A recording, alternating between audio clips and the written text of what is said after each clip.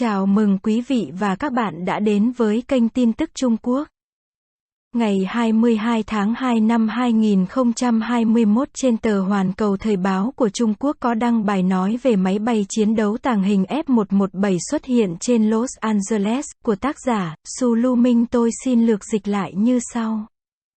Máy bay chiến đấu tàng hình F-117 xuất hiện trên Los Angeles và vẫn đang thực hiện các nhiệm vụ bí ẩn sau khi nghỉ hưu, theo báo cáo trên trang web Defense Blog vào ngày 21 tháng 2. Nhiếp ảnh gia báo chí Matt Hartman của Associated Press đã đăng trên phương tiện truyền thông xã hội rằng anh ấy đã qua sân bay quốc tế Los Angeles vào ngày 19 tháng 2. Tôi đã nhìn thấy cảnh tượng nơi hai máy bay chiến đấu bí ẩn F-117 Nighthawk và một máy bay tiếp dầu trên không KC-135A của không quân Mỹ đã bay cùng nhau, trên sân bay Los Angeles. Hai máy bay chiến đấu tàng hình F-117 và một máy bay tiếp dầu KC-135A bay cùng một lúc. Tôi chưa bao giờ thấy cảnh tượng tuyệt vời như vậy trong đời.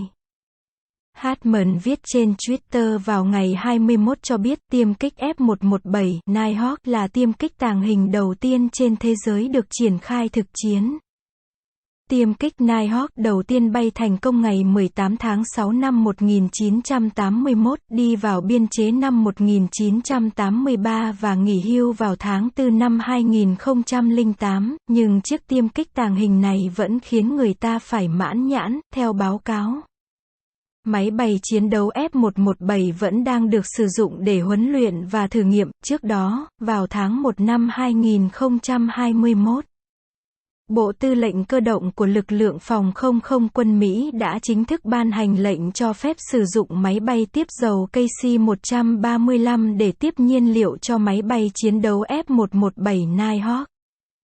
Điều này càng chứng tỏ hành tung của các tiêm kích F-117 sau khi nghỉ hưu ngày càng trở nên phổ biến chứ không còn bí ẩn như trước. Bản tin đến đây là kết thúc. Rất cảm ơn quý vị và các bạn đã chú ý đón xem.